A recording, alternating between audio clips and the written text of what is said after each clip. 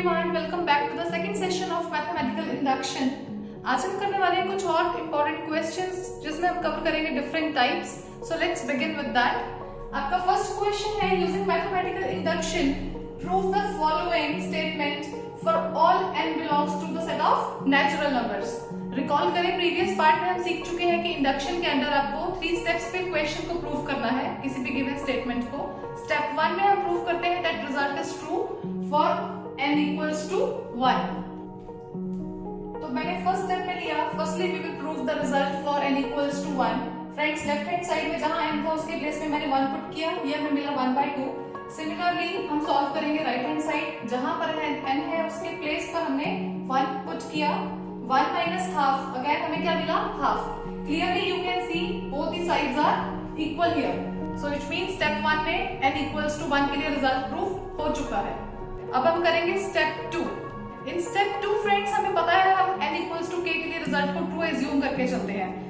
ये जहां पर k आपका कोई भी नेचुरल नंबर होगा, तो मैंने लिखा we assume that result is true for n equals to k. तो दोनों ही साइड्स पर जहां जहां मुझे मेरे पास n था वहां पे मैंने k को इंसर्ट कर दिया. So my left hand side is equals to right hand side with n equals to k.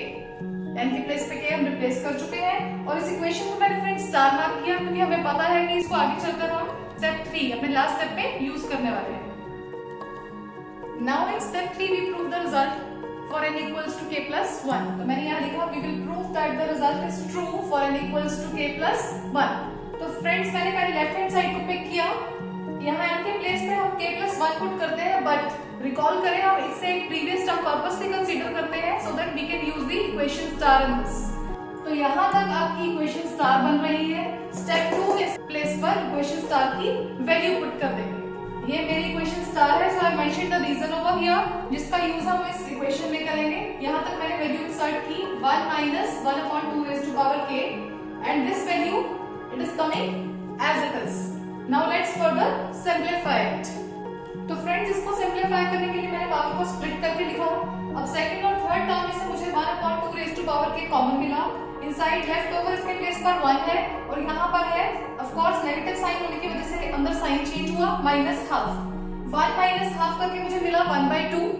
Whenever the basis are same और टर्म्स प्रोडक्ट में होती हैं तो हम पावर्स को ऐड कर देते हैं. तो मुझे मिला 1 - 1/2 raise to power k plus 1. Similarly आप राइट हैंड साइड में अब n के प्लेस पे k plus 1 पुट करके चेक करेंगे और दोनों साइड्स को मैच करेंगे. जब मैंने राइट हैंड साइड को कंसीडर किया and I am inserting k plus 1 over here, तो मुझे मिला 1 minus 1/2 raised to power k plus 1. Clearly friends you can see your left hand side is equals to right hand side. आपकी दोनों sides equal आ चुकी हैं, means the result is true for n equals to k plus 1. हमारा step 3 भी prove हो चुका है. So let's conclude it now. तो मैंने लिखा left hand side equals to right hand side which means the result is true for n equals to k plus 1. So hence by principle of mathematical induction this result is true for the entire set of natural numbers. ये सभी natural numbers के लिए true है. I hope this question is clear to everyone. Next question is prove the following using mathematical induction. This is the statement which we have to prove that this expression is divisible by 11 for all n belongs to the set of natural numbers. Friends, हम वही step 1 में पहले n equals to 1 के लिए result को true prove करेंगे. तो मैंने लिया we will first prove that result is true for n equals to 1. n के प्लेस में मैंने 1 इंसर्ट किया, सिंपलीफाई करके मुझे मिला 11. हमें पता है of course 11 is divisible by 11 which means my result is true for n equals to 1. Let's proceed to the step 2 now. Now in step 2 we assume that the result is true for n equals to k. तो मैंने यहाँ n के place पे k insert किया which means this expression is divisible by 11. ये मेरा result हुआ after putting n equals to k. Friends अगर ये एक्सप्रेशन डिविजिबल है 11 के साथ which means ये मेरा डिविडेंड है. यूजिंग द डिवीजन एल्गोरिथम हमें पता है डिविडेंड किसके इक्वल होता है? Divisor into some quotient. तो मैंने यहाँ पर फ्रेंड्स क्या लिखा? This expression this is equals to 11 into some quotient m. m जहां पर मेरा कोई पॉजिटिव इंटीजर है तो मैंने लिख लिया this expression is equals to 11. 11 मेरा डिवाइजर था यहाँ पर, right? This is my divisor और m मैंने कोई कोशिएंट सपोज किया and we will mark this equation, this expression as equation number star, जो कि हम अपने लास्ट स्टेप नंबर 3 में हम हमेशा इस इक्वेशन स्टार को यूज करते हैं. So I have marked it equation star. In step 3 we will prove that result is true for n equals to k plus 1. तो मैंने इस एक्सप्रेशन में n के प्लेस पे k plus 1 इंसर्ट किया.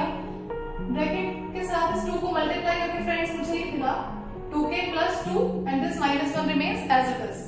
इसको रीअरेंज करके मैंने -1 को पहले लिख दिया और +2 को बाद में लिखा. उसके बाद फ्रेंड्स मैंने इस पावर को स्प्लिट किया. जैसे हम बेस सेम होने पर पावर्स को ऐड कर सकते हैं, ऐसे ही रिवर्स स्टेप में हम उसको स्प्लिट भी कर सकते हैं. तो मैंने 10 स्क्वायर को सेपरेट करके लिखा. यहाँ पर एक ट्विस्ट है, मैंने ऐड और सब्ट्रैक्ट किया द सेम वैल्यू 1. इसका रीजन फ्रेंड्स आपको लॉजिक आगे जाकर क्लियर होगा. मैंने 1 ऐड किया और सब्ट्रैक्ट किया because whenever we add any same value and subtract it the original value remains unaffected. तो मैंने यहाँ पर +1 और -1 किया, which means it is not going to affect my actual expression. Purposely इसलिए किया था फ्रेंड्स, अगर आप रिकॉल करें आपकी इक्वेशन स्टार जो कि थी 10 raised to power 2k minus 1 plus 1, ये किसके इक्वल हमने लिया था 11m in the equation star. यही आपकी इक्वेशन स्टार थी, which means अब मैं इसके प्लेस पर 11m को यहाँ पर पुट कर सकती हूँ. तो पर्पसली हमने यहाँ पर +1 बनाने के लिए इसको ऐड और सब्ट्रैक्ट किया था. I hope the logic is clear now, right.